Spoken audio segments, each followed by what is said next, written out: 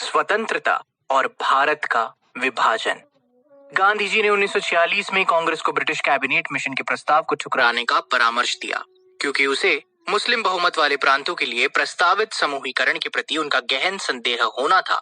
इसलिए गांधी जी ने प्रकरण को एक विभाजन के पूर्वाभ्यास के रूप में देखा। हालांकि कुछ समय से गांधी जी के साथ कांग्रेस द्वारा मतभेदों वाली घटना में से ये भी एक घटना बनी। हालांकि उसके नेतृत्व के कारण नहीं, चूंकि नेहरू और पटेल जानते थे कि यदि कांग्रेस इस योजना को नहीं करती है तब सरकार का नियंत्रण मुस्लिम लीग के पास चला जाएगा। 1948 के बीच लगभग 5000 लोगों को हिंसा के दौरान मौत के घाट उतार दिया गया। गांधी जी किसी भी ऐसी योजना के खिलाफ थे जो भारत को दो अलग अलग देशों में विभाजित करते। व्यापक स्तर पर फैलने वाले हिंदू मुस्लिम लड़ाई को रोकने के लिए ही कांग्रेस नेताओं ने बंटवारे की इस योजना को अपनी मंजूरी दे दी थी। कांग्रेस नेता जानते थे कि गांधी जी बंटवारे का विरोध करेंगे और उसकी सहमति के बिना कांग्रेस के लिए आगे बढ़ना असंभव था।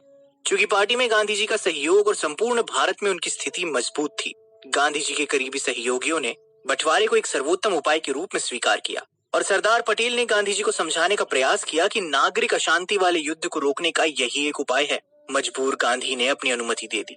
उसके बाद के हालात और पाकिस्तान की बढ़ती हिंसा देख गांधी जी आमरण उपवास पर बैठे।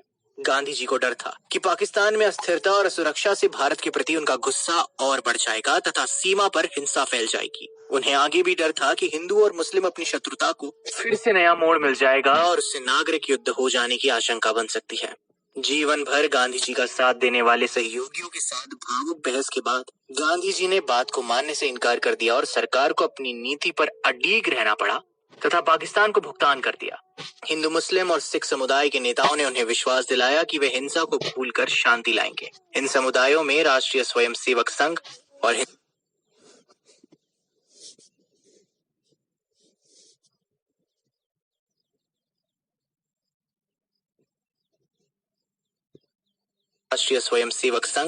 और हिंदू महासभा शामिल थे। इस प्रकार गांधी जी ने संतरे का जूस पीकर अपना अनशन तोड़ दिया। गांधी जी के सिद्धांत। सत्य। गांधी जी ने अपना जीवन सत्य या सच्चाई की व्यापक खोज में समर्पित कर दिया। उन्होंने इस लक्ष्य को प्राप्त करने के लिए अपनी स्वयं की गलतियों और खुद पर प्रयोग करते हुए सीखने की कोशिश की। उन्होंने अपनी आत्मकथा को सत्य के प्रयोग का नाम दिया। गांधी जी ने कहा कि सबसे महत्वपूर्ण लड़ाई लड़ने के लिए अपने दुष्ट आत्माओं, भय और असुरक्षा जैसे तत्वों पर विजय पाना है। गांधी जी ने अपने विचारों को सबसे पहले उस समय संक्षेप में व्यक्त किया जब उन्होंने कहा, भगवान ही सत्य है। अहिंसा। हालांकि गांधी जी अहिंसा के सिद्धांत के प्रवर्तक बिल्कुल नहीं थे, फिर भी इसे बड़े पैमाने पर राजनीतिक क्षेत्र में इस्तेमाल करने वाले वे पहले व्यक्ति थे। अहिंसा और अप्रतिकार का भारतीय धार्मिक विचारों में एक लंबा इतिहास है और इसके हिंदू, बौद्ध, जैन, यहूदी और ईसाई समुदायों में बहुत सी अवधारणाएं हैं। गांधी जी ने अपनी आत्मकथा the story of my experiments with truth में दर्शन और अपने जीवन के मार्ग का वर्णन किया है। शाकाहारी रवैया।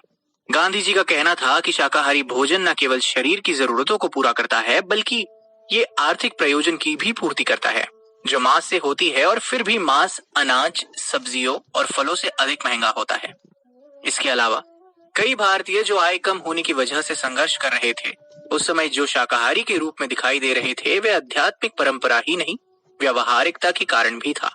गांधी जी शुरू से फलाहार करते थे, लेकिन अपने चिकित्सक की सलाह से बकरी का दूध पीना शुरू किया था।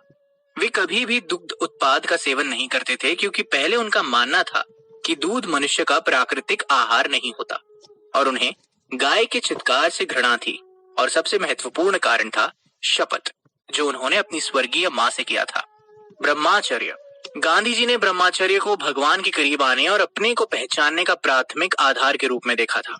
अपनी आत्मकथा में वे अपनी बचपन की दुल्हन कस्तूरबा के साथ अपनी कामेच्छा और ईर्ष्या के संघर्षों को बताते हैं। उन्होंने महसूस किया कि ये उनका व्यक्तिगत दायित्व है कि उन्हें ब्रह्माचर्य रहना है ताकि वे बजाय हवस के प्रेम को सीख पाए। गांधी जी के लिए ब्रह्माचर्य का अर्थ था इंद्रियों के अंतर्गत विचारों, शब्द और कर्म पर नियंत्रण। सादगी।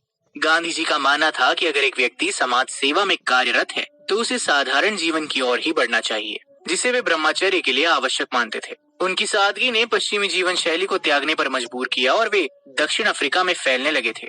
इसे वे खुद को शून्य की स्थिति में लाना ये कहते हैं, जिसमें अनावश्यक खर्च, साधारण जीवन शैली को अपनाना और अपने वस्त्र स्वयं धोना आवश्यक है। एक अवसर पर जन्मदार की ओर से समुदाय के लिए उनकी अनवरत सेवा के लिए प्रदान किए गए उपहार को भी वापस कर दिया था। विश्वास। गांधी का मानना था कि प्रत्येक धर्म का मूल पाठ सत्य और प्रेम होता है। उनका कहना है कि कुरान, बाइबल, जैन अवेस्ता, तालमुड अथवा गीता किसी भी माध्यम से देखिए, हम सब का ईश्वर एक ही है और वो सत्य तथा प्रेम स्वरूप है। ढोंग, कुप्रथा आदि पर भी उन्होंने सभी धर्मों के सिद्धांतों के प्रति सवाल या रुख इख्तियार किया। वे एक अथक समाज सुधारक थे और सादगी पे ही अपना विश्वास टिकाए रखते थे। लेखन कार्य एवं प्रकाशन। लिखने की प्रवृत्ति गांधी जी में आरंभ से ही थी। अपने संपूर्ण जीवन में उन्होंने वाचिक की अपेक्षा कहीं अधिक लिखा है, चाहे वो टिप्पणियों के रूप में हो या पत्रों के रूप में।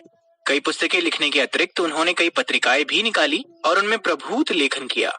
उनके महत्वपूर्ण लेखन कार्य को निम्न बिंदुओं के अंतर्गत देखा जा सकता है। पत्रिकाएं। गांधी जी एक सफल लेखक थे। कई दशकों तक वे अनेक पत्रों का संपादन कर चुके थे, जिसमें हरिजन, इंडियन ओपिनियन, यंग इंडिया आदि सम्मिलित है। जब वे भारत में वापस आए तब उन्होंने नवजीवन नामक मासिक पत्रिका निकाली। बाद में नवजीवन का प्रकाशन हिंदी में भी हुआ। प्रमुख प्रकाशित पुस्तकें। गांधी जी द्वारा